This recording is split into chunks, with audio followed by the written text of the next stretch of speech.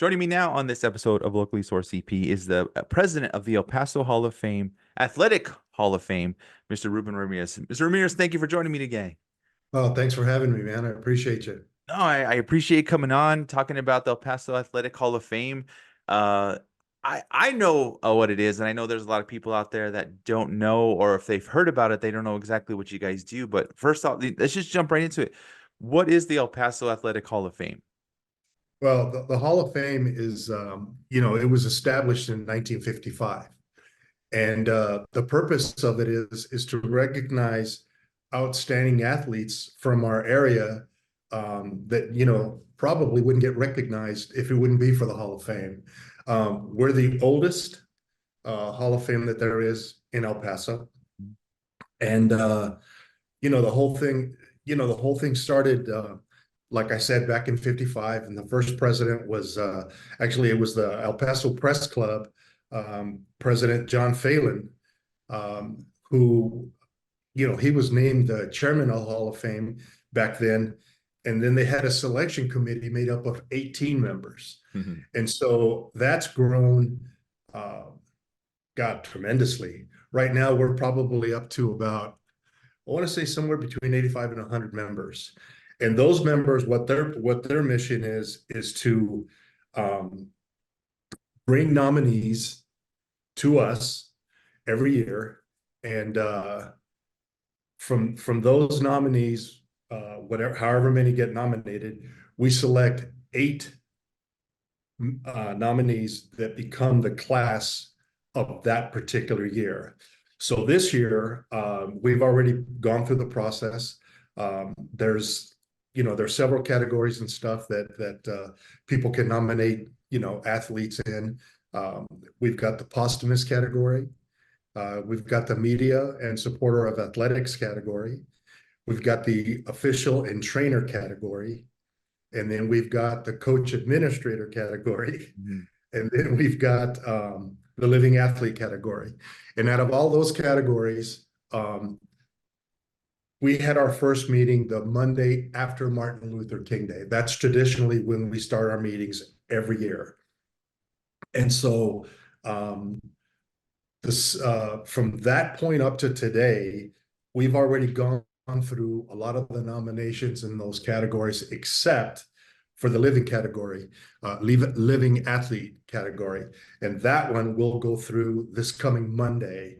And like I said, right now, I don't have a list of people that have been nominated, well, that are tentatively going to be nominated for that category. But, just let me just throw out a couple of names at you that on people that have been nominated in the categories already. Mhm. So in the posthumous category, we have Pablo Durancu, and he's a decorated cyclist from Texas and also in Mexico. And he's won a bunch of road races over the years. Unfortunately, he was killed by a drunk driver. And so that's why he was nominated in the posthumous category. The other person that was nominated in that category is Terry Jennings. He's a longtime professional golf pro in the city, and he spent most of his time at Vista Hills Country Club up until the time that golf course actually closed. Yeah. So there's a couple of really good candidates in that category. And then in the media and supporter of athletics, we have a fine young man. You should know him, recognize his name, Jerry Rubin, Yeah. Helen of Troy. Yeah, yeah, yeah. A lot of people give him credit for saving the Sun Bowl. Yeah. Uh, when he stepped up to sponsor the game in 2004. And he also helped, well, he didn't help. He also built the Helen of Troy softball complex up at UTEP. Mhm. So, and he donates money and his time to just dozens of organizations in El Yeah. Paso. Was, So, was that when it was like was that when it was the Brute Sun Bowl or something like that? Or was that yes, yeah. yes. Yeah, Yeah. yeah, yeah. He not only, brought his name to it and stuff, but he brought his cologne with him. So that was pretty awesome. It smelled good though. Yeah, yeah, yeah, yeah, yeah, yeah. And then the other person we have in that category is a young man by the name of Tony Vargas Jr. Mhm. And Mr. Vargas is the owner of Tony the Pit Barbecue. And he's donated his time, his money, his barbecue to just tons of UTEP and other area charitable causes and stuff. So anyway, he's those two gentlemen make up our media and actually supporter of athletics category. And That's then in the trainer and official category, we have Ken May, who's a longtime soccer official, and he's well respected through the state for his officiating skills. And then another official, Norma de la Rosa, she's she's been a basketball official for many years, and especially on the women's side. And even though she's done boys as well, another highly respected high school and collegiate level official in El Paso, and she's from El Paso. And she's just if you know Norma, she's just a really fine lady, and she's really helped officiating in El Paso.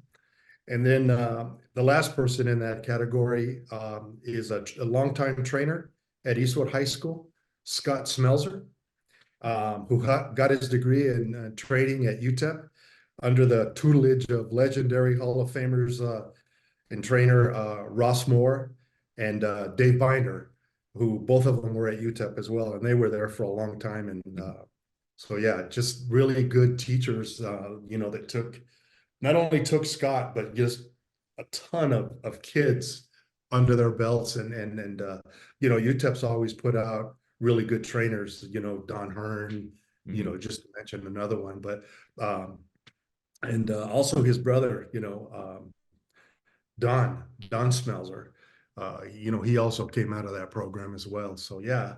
And then I'll move over to the coach administrator category.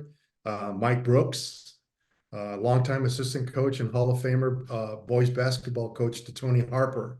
That's everybody recognizes Tony Harper Yeah, for sure. over the years. And then, under his tutelage, he blossomed as a head boys basketball coach at America's High School Yeah, yeah. uh, on the 6A level.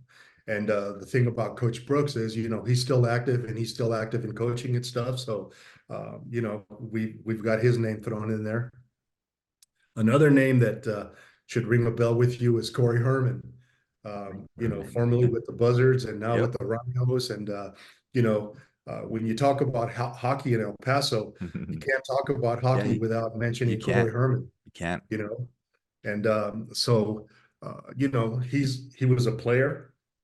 Now he's the coach, and he's still involved, in hockey, in the forefront. And the good thing, the nice thing about Corey is that, he's gone from a player to a coach to running the Rhinos and stuff Yeah. now, but he still stays really active, with youth hockey and I mean, and like the Rhinos. I mean, what can you say about the Rhinos except they put El Paso, in hockey on the map here. Yeah, yeah, yeah. I mean that organization has been so successful under Yeah, his realm. I yeah, mean, with the way they played, like the new facility that they built just for them on right. the Coliseum grounds. I mean, I remember when they used to play as the Buzzards and they were in the Coliseum, they'd have Yeah, to yeah, like take it down and put it back up because there was only right, that one right. facility. Yeah, yeah. That was pretty amazing. I to this day I don't know a lot about hockey, Hmm. but I remember when I was working over at Channel 4, that's when the Buzzards were in existence over at the County Coliseum. Yeah, And you're right. I mean, they played several games and then they tear everything down, melt the yeah, ice, and yeah. set it up for something else. But man, that place, I mean, you know, if if uh if you were exposed to hockey back when the Buzzards were in Yeah. existence, oh my God. I mean, that was a tremendous time in El Paso. It Yeah. was, you I know, remember all the like, everyone was like hockey in the desert. That was a right? huge thing when it first started. So that was pretty cool. Yeah, Yeah, yeah, they built a great organization there, and a yeah, lot they of it did. is too because of Corey. Sure, absolutely. And then we have Kimberly Phillips Gomez. She won 22 district titles as Wow. head girls track and field coach at Hanks High School. And she has countless athletes that have gone on to college and just, had major success on the collegiate level. Hmm. And she's the daughter of track and field coaching legend Norma Phillips. And she's also still coaching. So, she's carrying on the legacy of her mom. And so she's a really good candidate as well in that category. And then we have Marlee Webb. She's a girls basketball coach who she's been ultra successful at Chapin and Franklin High School. And a lot of her players have, moved up and advanced into the collegiate level as well. And then a couple of other gentlemen that are in that category, Mike Williams, baseball coach at Hanks High School. Yeah. And if you know about Mike Williams, you know that he's got an encyclopedia of Major League Baseball players that he's been able to produce and help along. You know, just it was crazy during the meeting when we had this category come up. Mhm. Um, it was like a who's who of MLB stars, that came up and spoke on his behalf. So Wow. that was quite a sight and quite a meeting. So Wow. yeah, so he's there. And then the last one is Mike Coulter.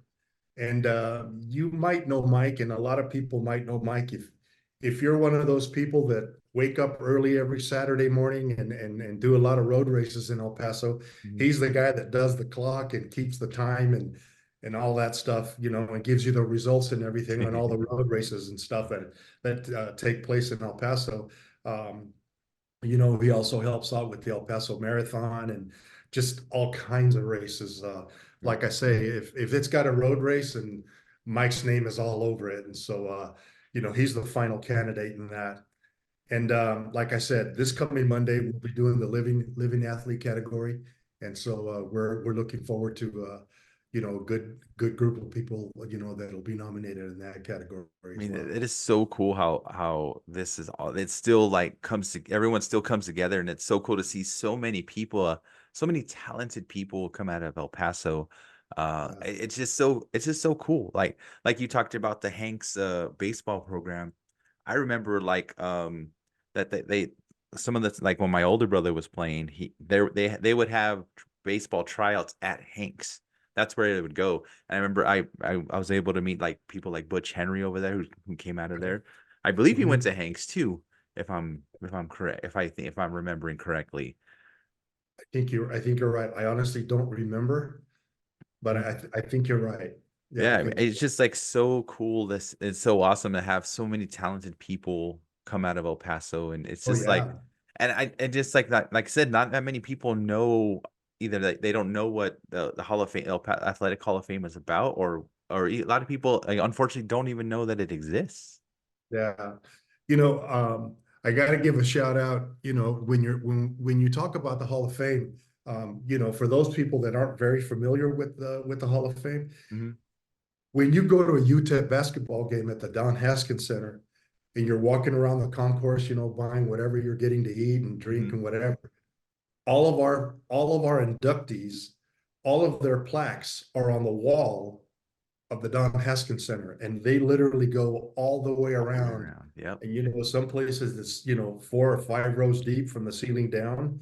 And so for those people that aren't familiar with us, thanks to UTEP and everybody involved over at UTEP, we've been able to put up our Hall of Fame at the Don Haskins Center, and that's an honor and a privilege, to have your plaque hanging up in the Don Haskins Center.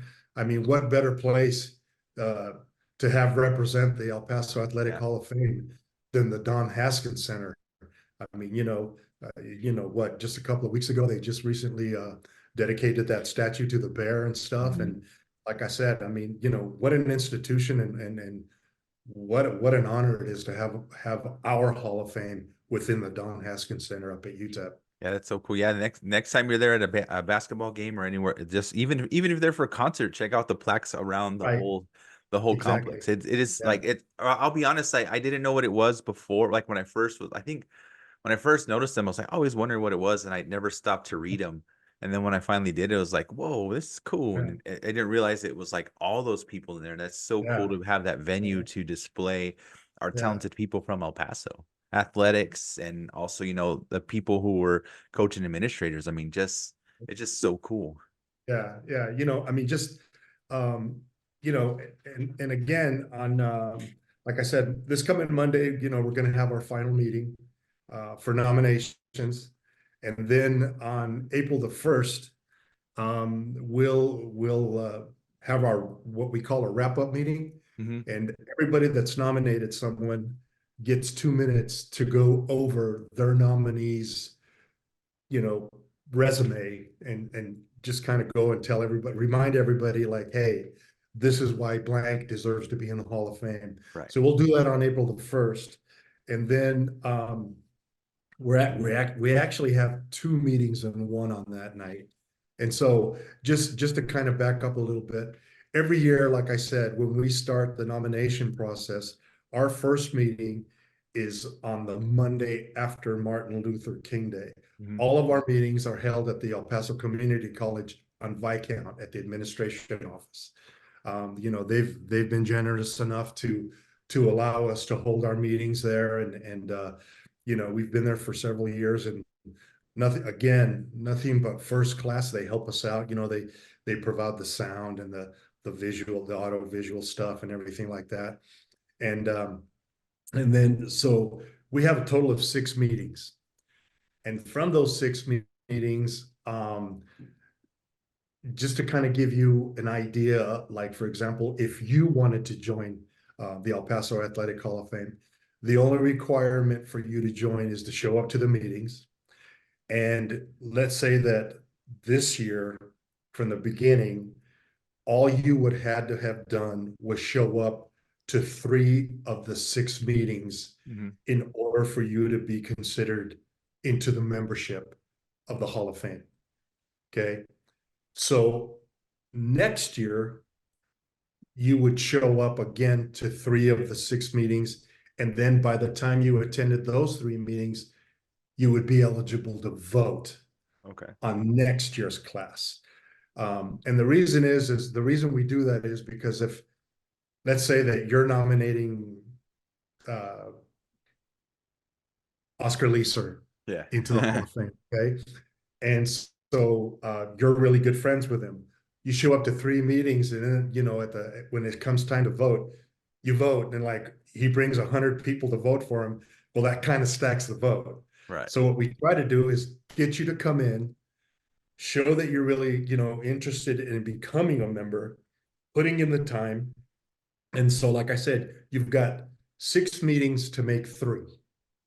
So once you've done that, next year, you come in, and let's say for whatever reason Oscar Mm. didn't get in, whatever. But so then next year you do the same routine, 3 meetings out of 6. But what's different is then at the 6th meeting, you get to vote for Oscar. Mhm. Okay. Right. So that way there's no stacking it or anything like that, just to keep it on a level playing ground, and Right. also keep it fair. So that's the way that is. And also, just on a side note with that is, anybody is welcome to join the El Paso Athletic Hall of Fame. And so when you come and you meet the meeting requirements for the 2 years, and in order for you to vote, like I said, you become a voting member. And from then on, as long as you stay active in it, you're able to vote. Cool. Same requirement, year after year, is that you only attend 3 meetings. We encourage you to come to all the meetings so that you can listen to all the nominations and stuff and get a really good idea of who is being considered to be nominated for that particular year's class. So, and the thing is, our banquet will be on June the 26th at the community college. And everything starts at 6 o'clock.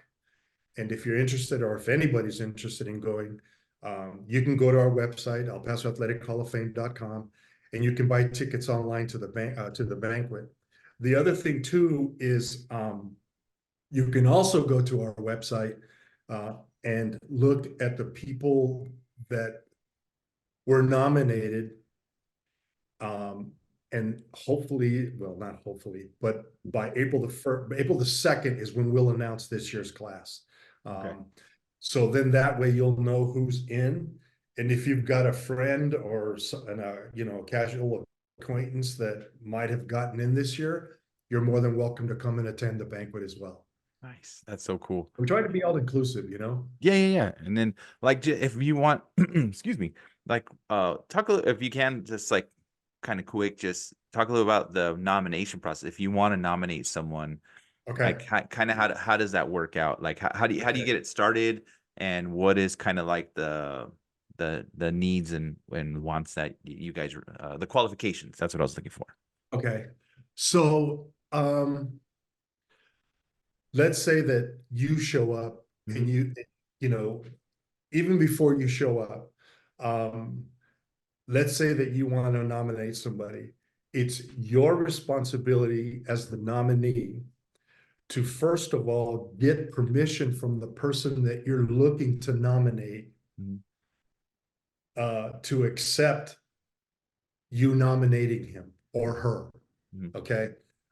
You'd be surprised the number of people that that have that get approached and, hey, I want to nominate you for the Hall of Fame, for the El Paso Athletic Hall of Fame. I don't want to go through that, and for whatever reason, and Right. stuff. But for those people that say yes, there's a nomination packet that you can download on our website. And it kind of gives you instructions on what you need to do. Hmm. So basically, like I was saying, it's your responsibility as the nominee to gather information on your nominee that you feel, and he feels, because of course both of you can do it together, of course, that you feel people that don't really know what he's done or what she's done, put all that together and put, basically your little historic, your bio together, Hmm. and, with newspaper clippings and letters of recommendation from people that might know him or her. Hmm. Just make a solid packet, Yeah. so that when you present it to the voting members from the Hall of Fame, from the committee, you're informing them of what accomplishments this person made, you know, and so on the night that you present, you need to bring, not only you but everybody. The only requirement that we ask is that you make 60 copies of that nomination booklet or Hmm. The packet packet. or Yeah. whatever. Yeah, that you bring 60 copies. And the only reason we ask for 60 copies is because for the people that are in attendance, I'm sorry, at the meeting, we want to make sure that everybody's able to follow along as you're up at the podium on a given night, according to what category you nominated in, Hmm. because you're given 5 minutes to present your nominee. Right. Okay. And then in those 5 minutes, we hope that you take the responsibility of really highlighting everything that's in that packet and what you all feel is like the most important. And then whatever you're not presenting to the committee within those 5 minutes, we can find in the packet. Nice. Okay. Okay. And a lot of people think, oh, we hand these things out and all they do is stack them on their desk and they take them home. No, you'd be surprised the number of people that go page by page on every one of those packets. Yeah. And that's what we expect, because again, um, we're looking for the best of the best. Right. Right. You know? And unfortunately, a lot of people that get nominated, they don't make it that particular year. Hmm. And the thing is, if you don't make it like this year, we encourage you to renominate them next year, Yeah. and it just kind of keeps them in the loop. And some people get frustrated because they don't make it and stuff, and but the thing is again, as I went over the names and the categories that we have for this year, there's some very, very strong candidates in every single Yeah. category that we nominate on, so when you're talking about, like in the coach administrator and even in the official trainer category, just, because those pop up in the top of my head, Mhm. there's some really, really strong candidates in those categories. Not that there's not in the other ones, but just to mention those two. And the thing is that in each category, there's a designated number of um, selectees that get selected in that particular category. Right. Like, for example, in the coach administrator, there's one, two, three, four, five, six. There were six people that got nominated. In that category, only two people get selected Right. for this year's class. In the posthumous category, it's one. In the media and supporter of athletics, it's one. Mhm. You know, the official trainer category. I mean, you heard the names that I gave you. There was quite a good Yeah. list, but It there's is. only one nominated, that Yeah. gets the go, Yeah. and the living athlete category gets three. And that's because obviously, living athletes, Right. we're trying to catch up, and like there's people being added all the time to that, Yeah. just Yeah. like Yeah. there is in the other categories. But living athlete category, we always have like, a bunch. Yeah. So So it's like even if you don't, if your person you nominate doesn't get elected, keep coming back and yes, nominating them. No, yes, don't get yes, yes, discouraged. yes. Yeah. Yeah, Yeah, because I and I think you're totally right because like, I think like there's so many like we said before and keep saying it over is that there's so many talented people in El Paso and I mean it just don't like you said don't get discouraged if your nominee doesn't get elected and do it right, again next year. Keep coming at it. right, right. And like you just said, I mean, there's people don't really realize, and that's the one thing that since my involvement, since I became a member, into the Hall of Fame, is and even working at the newspapers like I did, Hmm. working at the Herald Post and at the El Paso Times. I mean, how much sports we cover. I mean, Oh yeah. you've been associated with the media and stuff. And even then, I mean, as the years go by, you think back and you go, somebody mentions person X, and you Hmm. go, oh wow, I forgot those guys were from El Paso. Yeah.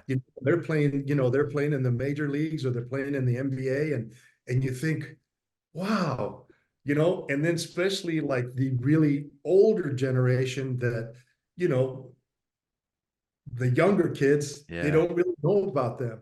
So it gives us a chance to kind of give, those kind of, I don't want to say forgotten, but kind of like hidden jewels that Yeah. we've had, that have to do with athletics in El Paso, a chance to like, kind of like rise up and go, hey, what about us? You know what I mean? And so like it it it it really kind of goes full circle, Hmm. because we try to bring everybody into the fold, and we try not to forget anybody. And that's why, like I say, we really encourage people that are, knowledgeable about sports, and have had their hands in athletics in El Paso, to come out and join us, Yeah. because those are the people that know the history and can help us, you know keep that history alive by Hmm. getting into the Hall of Fame, and Yeah. Yeah. and Yeah. giving those people their recognition. Recognition.